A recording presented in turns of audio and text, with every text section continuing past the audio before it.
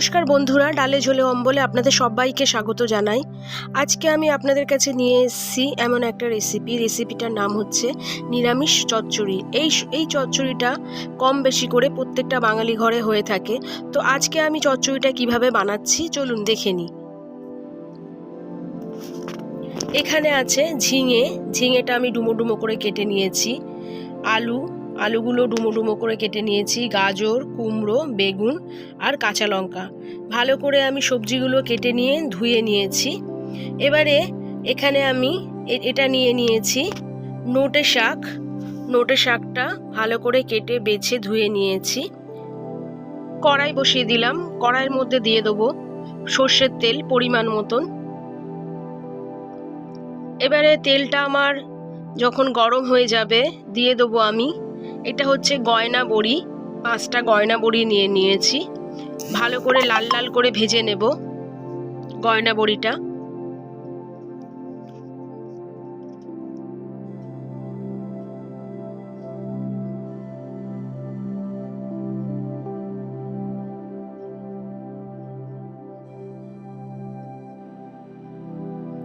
তো আমার লাল লাল করে ভাজা হয়ে গেছে।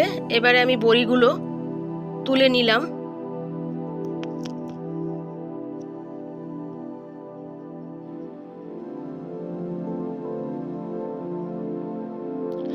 এবারে ওই তেলের মধ্যে দিয়ে দিচ্ছি ফোড়নের জন্য 5 ফোড়ন, একটা শুকনো লঙ্কা আর একটা তেজপাতা।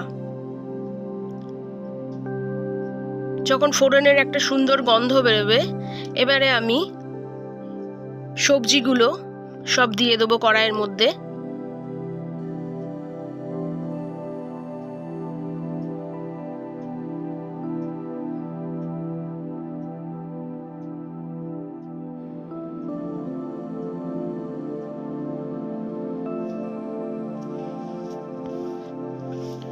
তো সবজিগুলো দিয়ে ভালো করে আমি নেড়ে চেড়ে নিচ্ছি।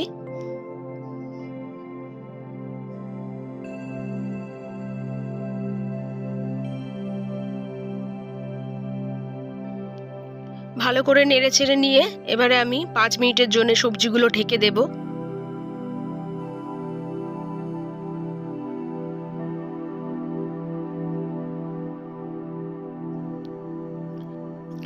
এবারে আর একটা ওভেনের মধ্যে আমি একটা জায়গা নিয়ে নিলাম কিছু মশলা ভাজবো।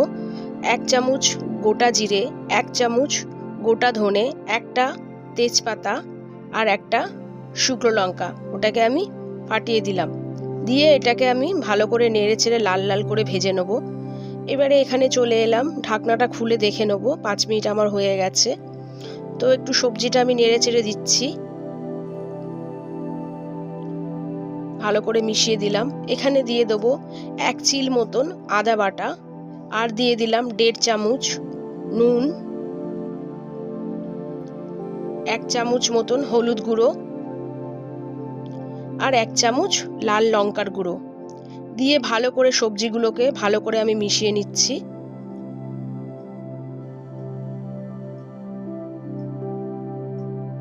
এবারে আরো 5 মিনিটের জন্য আমি সবজিগুলো ঢেকে দেব।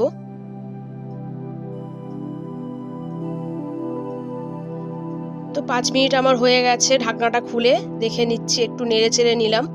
নিয়ে এবারে আমি যে নোটে শাকগুলো ধুয়ে রেখেছিলাম ওই নোটে শাকগুলো এবারে আমি দিয়ে দেবো কড়াইয়ের মধ্যে।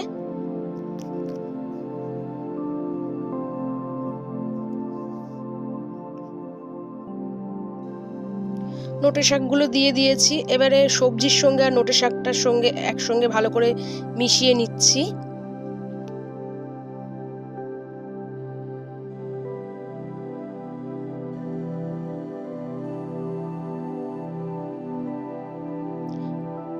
তো আমার মেশানো হয়ে গেছে, আমি এবারে 10 মিনিটের জন্য নোটে শাকটা ঢেকে দেব।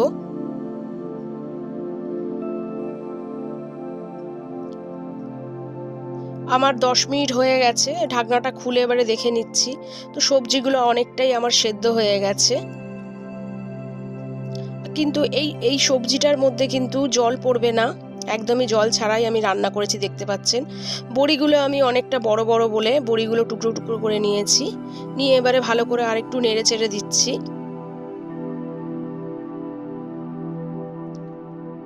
দিয়ে দিলাম 1 চামচ চিনি,